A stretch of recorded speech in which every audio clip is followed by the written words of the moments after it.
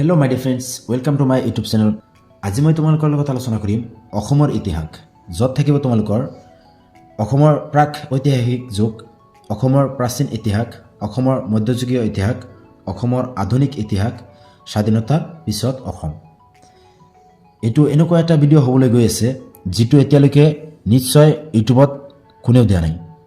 মোৰ 100% গেৰাণ্টি আছে, এতিয়ালৈকে কোনেও এই এটা ভিডিঅ'তে অসমৰ সম্পূৰ্ণ ইতিহাস দিয়া নাই। নিশ্চয় মই যেনেকুৱা দিম। ভাল লাগিলে ভিডিঅ'বোৰ লাইক কৰিবা, কমেণ্ট কৰিবা আৰু বন্ধুবৰ্গৰ লগত শ্বেয়াৰ কৰিবা। স্কিপ নকৰাকৈ একেলগে চাই থাকিবা, নিশ্চয় তোমালোকৰ বহুত হেল্প হ'ব। আৰু অসম তথা গোটেই ভাৰততে যিকোনো এক্সামতে অসমৰ ইতিহাসৰ পৰা বহুত কুৱেশ্যন অহা দেখা যায়। তাৰ কথা আগত ৰাখি আমি যিখিনি কুৱেশ্যন প্ৰস্তুত কৰিছোঁ সকলো এক্সামৰ বাবে উপযোগী হ'ব। অসম পুলিচ, ADRE, SI যিখিনি আছে সকলো এক্সামতে তোমালোকৰ বহুত হেল্প হ'ব। নিশ্চয় একেলগে চাই থাকিবা, নিশ্চয় ভাল লাগিব স্কিপ নকৰাকৈ। অ'কে, আজিৰ প্ৰথমটো কুৱেশ্যন লৈছোঁ। অসমৰ বৰ্মন বংশৰ প্ৰথম শাসক কোন আছিল? পুষ্যবৰ্মন। তলৰ কোনটো বংশ বৰ্মন বংশৰ আগৰ? ভৌম বংশ, পাল বংশ, বৰ্মন বংশ, কোচ বংশ। উত্তৰ হ'ব ভৌম বংশ। অসমত বৰ্মন বংশ কোন শতিকাৰ আশে পাশে প্ৰতিষ্ঠা হৈছিল? 4th চেঞ্চুৰীৰ আশে পাশে। বৰ্মন বংশৰ আটাইতকৈ শক্তিশালী ৰজা কোন আছিল? উত্তৰ হ'ব ভাস্কৰ বৰ্মন। পুষ্যবৰ্মনে বৰ্মন বংশ প্ৰতিষ্ঠা কৰিছিল 350 AD। ভাস্কৰ বৰ্মনৰ দিনত কোনজন চীনা পৰিভ্ৰমণকাৰীয়ে অসম ভ্ৰমণ কৰিছিল? হিউৱেন চাঙে। প্ৰাচীন কামৰূপ ৰাজ্যৰ ৰাজধানী কি? উত্তৰ হ'ব প্ৰাগজ্যোতিষপুৰ। কোন প্ৰাচীন গ্ৰন্থত কামৰূপ ৰাজ্যৰ কথা উল্লেখ আছে? মহাভাৰতত। কামৰূপত বৰ্মন বংশৰ পাছত কোনটো বংশ আহিছিল? শালস্তম্ভ বংশ। শালস্তম্ভ বংশৰ প্ৰথম শাসক কোন আহিছিল? শালস্তম্ভ নিজেই। কোনটো বংশই শালস্তম্ভ বংশৰ পিছত আহিছিল? পাল বংশ। কামৰূপত পাল বংশৰ প্ৰতিষ্ঠাপক কোন আছিল? ব্ৰহ্মপাল। কামৰূপ ৰজাসকল মূলতঃ কোন ধৰ্মৰ পৃষ্ঠপোষক আছিল? উত্তৰ হ'ব হিন্দুজিম। শালস্তম্ভ বংশৰ ৰাজধানী আছিল? উত্তৰ হ'ব হৰূপেশ্বৰ। পাল বংশৰ পিছত কোন বংশই অসমত শাসন কৰিছিল? উত্তৰ হ'ব আহোমসকলে। কোনটো শিলালিপিত ভাস্কৰ বৰ্মনৰ গৌড়ৰ বিজয়ৰ কথা উল্লেখ আছে? নিদানপুৰ কপাৰ প্লেটত। বৰ্মন বংশৰ কোনজন ৰজাক মহাৰাজা ধীৰাজ নামেৰেও পৰিচিত আছিল? পুষ্যবৰ্মন। কুমাৰ ৰজা উপাধি দিয়া হৈছিল? উত্তৰ হ'ব ভাস্কৰ বৰ্মনক। উত্তৰ ভাৰতৰ ভাস্কৰ বৰ্মনৰ সমসাময়িক কোন আছিল? উত্তৰ হ'ব হৰ্ষবৰ্ধন। হংসবেগা কোন আছিল? উত্তৰ হ'ব বৰ্মন বংশৰ কটকী।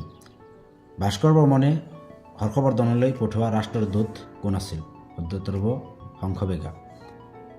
কামৰূপৰ বিষয়ে উল্লেখ থকা হিউৱেন চাঙৰ কিতাপখনৰ নাম কি আছিল? উত্তৰ হ'ব চিউ কি। ভাস্কৰ বৰ্মনৰ পৰা হিউৱেন চাঙে গ্ৰহণ কৰা একমাত্ৰ উপহাৰটো আছিল? উত্তৰ হ'ব এটা কেপ। ভাস্কৰ বৰ্মনৰ পৰা গ্ৰহণ কৰা উপহাৰটো আছিল শলালী। হিউৱেন চাঙৰ মতে কামৰূপৰ পৰিধি আছিল 1700 মাইলছ। নগৰ জাৰি খানিকাৰ গাঁও শিলালিপি কোনটো বংশৰ? বৰ্মন বংশ। ভাস্কৰ বৰ্মনে মহান ধৰ্মীয় পৰিষদত অংশগ্ৰহণ কৰে কনৌজৰ। লৰ্ড অৱ দি ম্লেচ্ছা উপাধি দিয়া হৈছিল শালস্তম্ভক। শালস্তম্ভ বংশৰ প্ৰতিষ্ঠাপক শালস্তম্ভ নিজকে। তলৰ কোনটো প্ৰাণীক কামৰূপৰ প্ৰাচীন ৰজাসকলৰ ৰাজপ্ৰতীক হিচাপে ব্যৱহাৰ কৰা হৈছিল? হাতী, বাঘ, গৰু, গড়। উত্তৰ হ'ব হাতী। ম্লেচ্ছা বংশৰ শেষ শাসক কোন আছিল? উত্তৰ হ'ব ত্যাগসিংহ। কোন শতিকাৰ পাল বংশৰ অস্তিত্ব আহিছিল? উত্তৰ হ'ব 9th চেঞ্চুৰী। কামৰূপৰ পাল বংশৰ প্ৰথম ৰজা আছিল? উত্তৰ হ'ব ব্ৰহ্মপাল। পাল বংশৰ ৰাজধানী আছিল? উত্তৰ হ'ব দুৰ্জয়া। কোন পাল ৰজাই ব্ৰহ্মপুত্ৰৰ পাৰত শ্ৰী দুৰ্জয়াক ৰাজধানী নিৰ্মাণ কৰিছিল? উত্তৰ হ'ব ৰত্নপাল। হয়গ্ৰীৱ মাধৱ মন্দিৰ প্ৰথম নিৰ্মাণ কৰিছিল? উত্তৰ হ'ব পালসকলে। কামৰূপৰ পাল বংশৰ সৰ্বশ্ৰেষ্ঠ ৰজা কোন আছিল? শুদ্ধ উত্তৰ হ'ব ধৰ্মপাল। কাছাৰৰ প্ৰাচীন নাম কি আছিল? শুদ্ধ উত্তৰ হ'ব হিডিম্বা।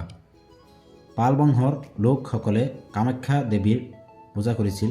শালস্তম্ভ বংশৰ উল্লেখযোগ্য ৰজা আছিল হৰ্ষদেৱ। কোন চনত বংগ চুলতানে প্ৰথমে অসমত আক্ৰমণ কৰিছিল? 1206 চনত। অসমত কোন শাসকে 1206 চনত বংগ চুলতানৰ প্ৰথম আক্ৰমণতাৰ সন্মুখীন হৈছিল? ৰজা পৃথু। 1206 চনত বংগ চুলতানৰ অসমত আক্ৰমণৰ কোন নেতৃত্ব আছিল? মহম্মদ বিন বখতিয়াৰ খিলিজি। বখতিয়াৰ খিলিজি আছিল কাৰ এজন মিলিটাৰী জেনেৰেল? কুতুবুদ্দিন আইবাক। 1206 চনত বখতিয়াৰ খিলিজিয়ে অসমৰ ওপৰত আক্ৰমণৰ প্ৰধান উদ্দেশ্য কি আছিল? শুদ্ধ উত্তৰ হ'ব ভূখণ্ডৰ সম্প্ৰসাৰণ। অসমত বখতিয়াৰ খিলিজিৰ প্ৰচাৰৰ ফলাফল কি হ'ল? শুদ্ধ উত্তৰ হ'ব তেওঁ পৰাজয় হৈছিল। কোন বছৰত চুকাফাই আহোম ৰাজ্য প্ৰতিষ্ঠা কৰিছিল? 1228 এডিত। আহোমসকল প্ৰথমে ক'ৰ পৰা আহিছিল? মহমুঙৰ পৰা আহিছিল। আহোমসকল অসমত প্ৰৱেশ কৰিছিল পাটকাই ৰেঞ্জৰ থ্ৰুদি। চুকাফা অসমলৈ অহাৰ সময়ত মৰাণৰ ৰজা কোন আছিল? শুদ্ধ উত্তৰ হ'ব বদৌচা। কোন বছৰত চুকাফাই চৰাইদেউত আহোমৰ ৰাজধানী নিৰ্মাণ কৰিছিল? 1253 চনত। কোনজন আহোম ৰজাই অসমত বুৰঞ্জী লিখা প্ৰৱৰ্তন কৰিছিল? চুকাফাই। বুঢ়াগোহাঁই আৰু বৰগোহাঁইৰ পদ কোন আহোম ৰজাৰ সময়ৰ পৰাই আছিল? বুঢ়াগোহাঁই আৰু বৰগোহাঁই পদ কোন আহোম ৰজাৰ সময়ৰ পৰাই আছিল? শুদ্ধ উত্তৰ হ'ব চুকাফা। কোন বছৰত চুকাফাৰ মৃত্যু হৈছিল? 1268 এডিত। তলৰ কোনটো আহোম জনগোষ্ঠীৰ পৰম্পৰাগত উৎসৱ? মেডাম মেফি। কোন আহোম ৰজাক শ্ৰেষ্ঠ বুলি গণ্য কৰা হয়? ৰুদ্ৰ সিংহক। কোনজন আহোম ৰজাক বামুণী কোঁৱৰ নামেৰেও পৰিচিত হৈছিল? চুডাংফা। আহোম ৰজাসকলক সম্বোধন কৰিবলৈ কি উপাধি ব্যৱহাৰ কৰা হৈছিল? স্বৰ্গদেউ।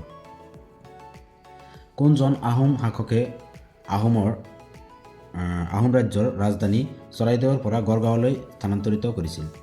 শুদ্ধ উত্তৰ হ'ব চুকলেংমুং। তলৰ কোনটো আহোমসকলে বিকশিত কৰা পৰম্পৰাগত প্ৰশাসনিক ব্যৱস্থা? শুদ্ধ উত্তৰ হ'ব পাইক ছিষ্টেম। শৰাইঘাটৰ যুদ্ধৰ সময়ত আহোম সৈন্যক কোনে নেতৃত্ব দিছিল? শুদ্ধ উত্তৰ হ'ব লাচিত বৰফুকন। কোন আহোম শাসকে শিৱসাগৰত শিৱদৌল নিৰ্মাণ কৰিছিল? শুদ্ধ উত্তৰ হ'ব শিৱসিংহ। আহোম বংশৰ শেষ ৰজা কোন আছিল? শুদ্ধ উত্তৰ হ'ব পুৰন্দৰ সিংহ।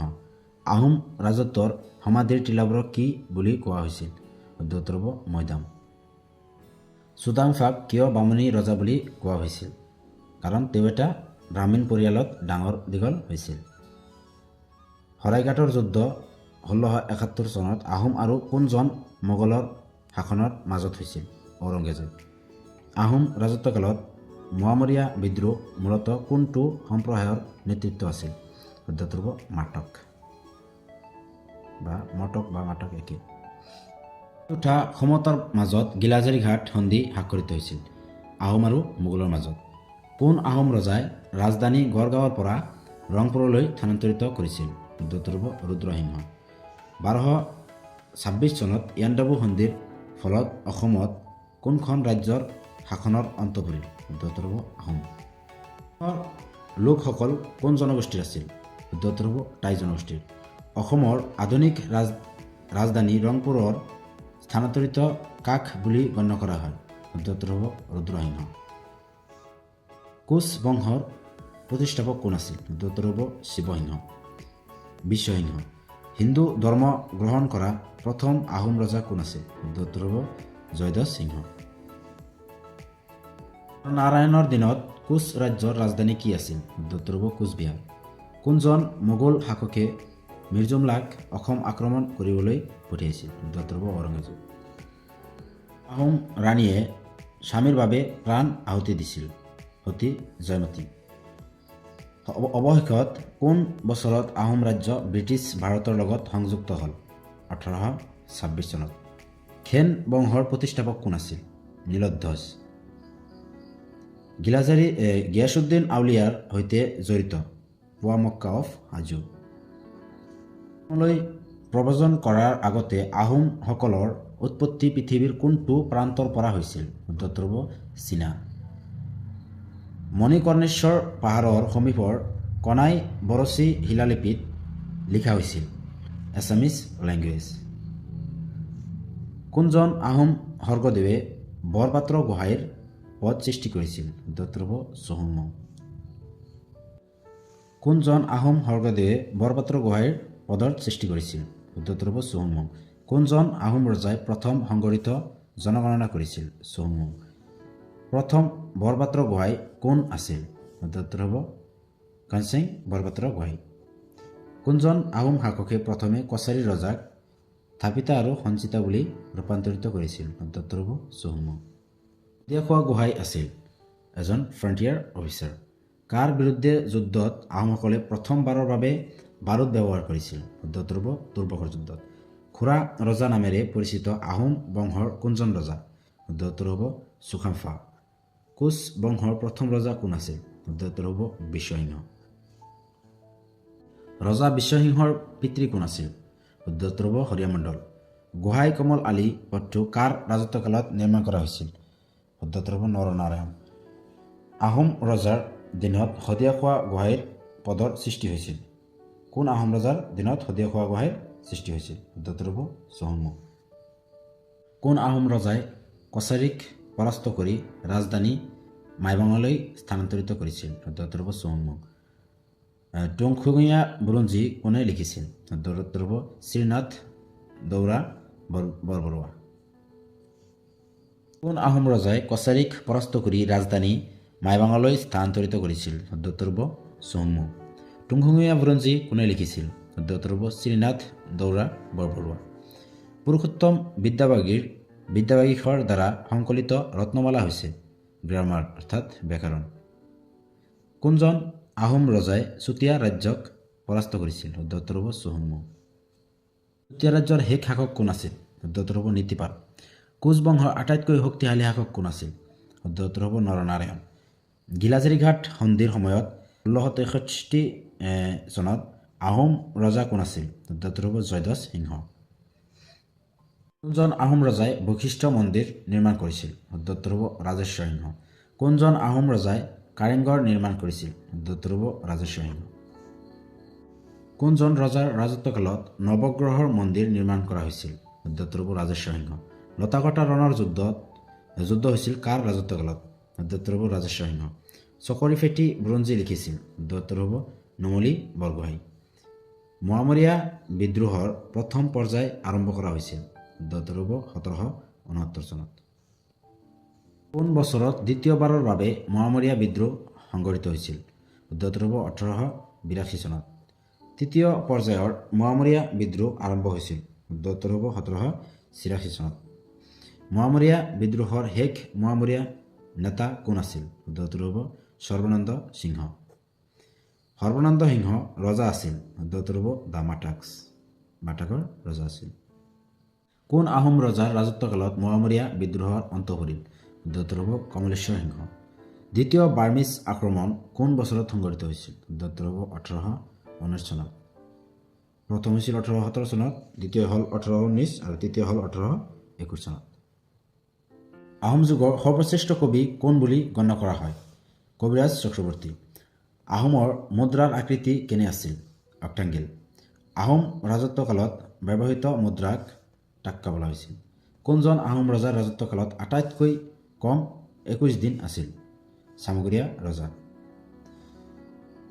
মৰংগীখোৱা গোহাঁই গভৰ্ণৰ আছিল? উত্তৰটো হ'ব মৰংগী প্ৰভিন্স। বিছানং কোন আছিল? উত্তৰটো হ'ব চেংফো চিফ। আহোমৰ কিংবদন্তি অনুসৰি খুনলুং আৰু খুনলাইৰ নাতি কোন আছিল? উত্তৰটো হ'ব লিংদং। আহোমসকলে নিজৰ অন্তিম ৰাজধানী প্ৰতিষ্ঠা কৰিছিল? উত্তৰটো হ'ব যোৰহাট। কোন বছৰত প্ৰথম এংলো বাৰ্মিজ যুদ্ধ হৈছিল? উত্তৰটো হ'ব 1824 চনত। অসমত বুৰঞ্জী লিখা কোনে প্ৰৱৰ্তন কৰিছিল? উত্তৰটো হ'ব আহোমসকলৰ চুকাফাই। আহোম ৰজাৰ মুখ্য ৰাণী কি নামেৰে জনাজাত আছিল? বৰকুঁৱৰী। কোন বছৰত চুকাফাই চৰাইদেউত আহোমৰ ৰাজধানী নিৰ্মাণ কৰিছিল 1213 চনত এইটো আগতো গৈছে আমাৰ চ' সেইকাৰণে ভিডিঅ'টো চোৱাৰ বাবে ধন্যবাদ সকলোকে ভাল লাগিলে চেনেলটো ছাবস্ক্ৰাইব কৰিবা আৰু নেক্সট আমি ষ্টাৰ্ট কৰিম ভাৰতৰ ইতিহাস সম্পূৰ্ণ ভাৰতৰ ইতিহাসটো এটা ভিডিঅ'তে আমি শেষ কৰিম চ' সেইটোৰ বাবে ছাবস্ক্ৰাইব কৰি থবা যাতে নেক্সট ভিডিঅ' দিলে লগে লগে তোমালোকে ভিডিঅ'টো পোৱা আৰু বেল আইকনটো অন কৰি থবা যাতে নটিফিকেশ্যনটো পোৱা চ' সেইকাৰণে ভিডিঅ'টো চোৱাৰ বাবে থেংক ইউ